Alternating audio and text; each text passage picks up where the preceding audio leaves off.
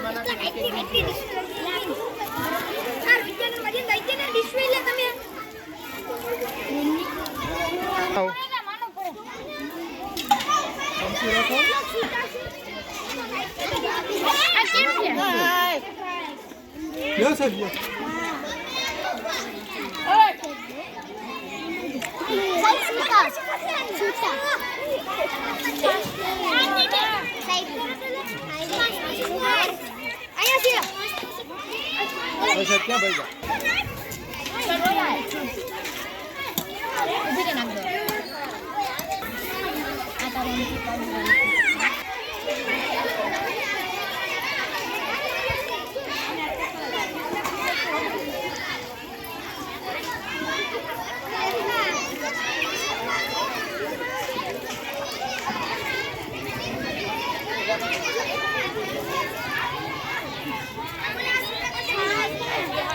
જો વાલીઓ પણ આવી રહ્યા છે આ બધું નિહાળવા માટે.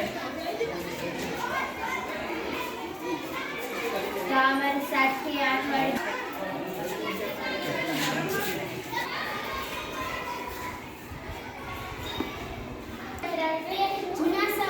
પ્રાચીન સમયમાં લખવા માટે તાડપત્ર કે ભોજપત્રનો ઉપયોગ કરતો, જેને આપણે ભોજપત્ર કહીએ છીએ. જૂના સમયમાં લખવા માટે ભોજપત્રનો ઉપયોગ કરતો. આ છે તાડપત્ર, તાડના વૃક્ષનું પર્ણ, જેને પ્રાચીન સમયમાં માનવી લખવા માટે તાડપત્રનો ઉપયોગ કરતો, જેને આપણે તાડપત્ર કહીએ છીએ. આ છે અભિલેખો. પહેલાના સમયમાં માનવી અભિલેખો બનાવતા, જેને આપણે અભિલેખો કહીએ છીએ. આ છે સિક્કા, જે પહેલાના સમયમાં જૂના સિક્કા હતા તે પંચમારી સિક્કા તરીકે ઓળખાતા હતા.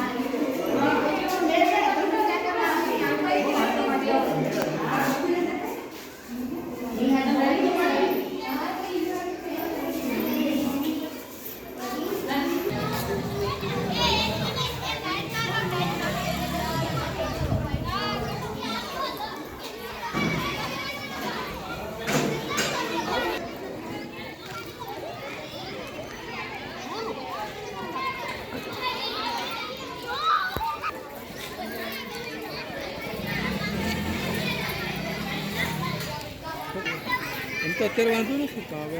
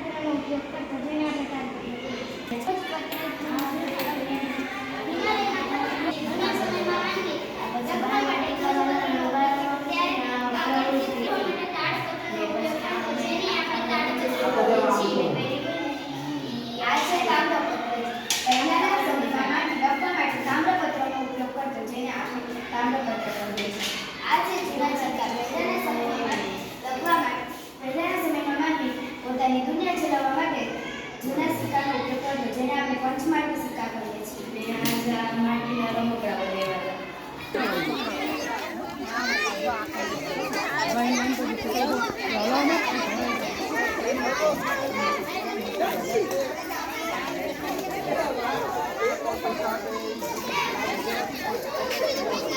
you.